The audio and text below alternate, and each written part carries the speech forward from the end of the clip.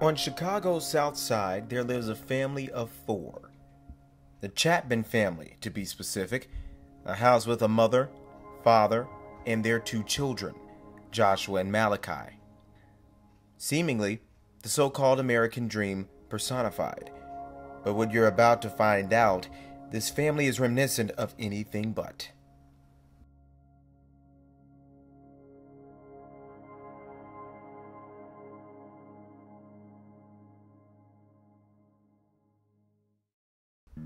As I walked into the household for the first time, I see Malachi. He's surrounded by tubes and machinery, and with the exception of his eyes and left big toe, I could see no movement. Malachi has SMA. SMA is also known as spinal muscular atrophy. Malachi has type 1 spinal muscular atrophy. It's a neuromuscular condition in which the muscles atrophy progressively or grow weaker, and we're talking about all of the gross motor muscle. So Malachi's not able to walk, talk, breathe on his own. My overwhelming immediate impact was grief, fear. I remember tears trickling down my eyes as I was on the green line headed to my new job. And I immediately went through this process of grieving those things that I wouldn't be doing as a father. We prepared, my wife and I, for a sprint with our son, and we still find ourselves in the midst of a marathon. You would think all your cardinal sins will stay underground. When Malachi flutters his eyes, he is saying yes. When he rolls his eyes, he is saying no. This one, do you like that? No! He doesn't like it anymore? That's news to me. He doesn't like this one anymore. With the evolution of technology comes the hope of better treatment, thus a prolonged prognosis. You can listen as he says good morning to me using a Dynavox, which is sort of like a computer. He navigates with the only thing he can move, his left big toe. Good morning. Good morning, Malachi. Good morning. Good morning. Good morning. Thank you for that. Dr. O'Mara is an ear, nose, throat doctor, also known as ENT. He has equipped Malachi with some of the newest forms of technology to better help him and his longevity with a genetic disorder.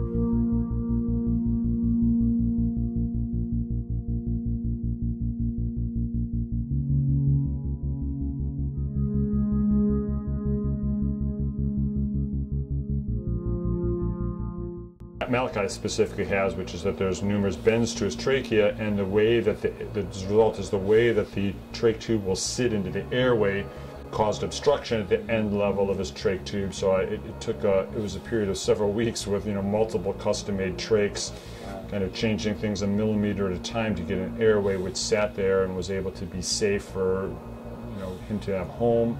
To be at home and to be able to be under normal circumstances where there's not an emergency happening every 5-10 minutes because he's not able to adequately be ventilated.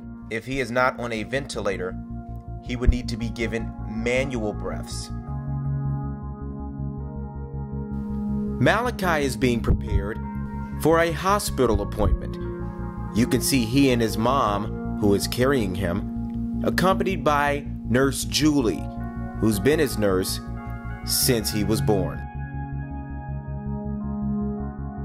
It is a very strenuous process, not to mention the loads of luggage needed to be carried with them in case of emergency.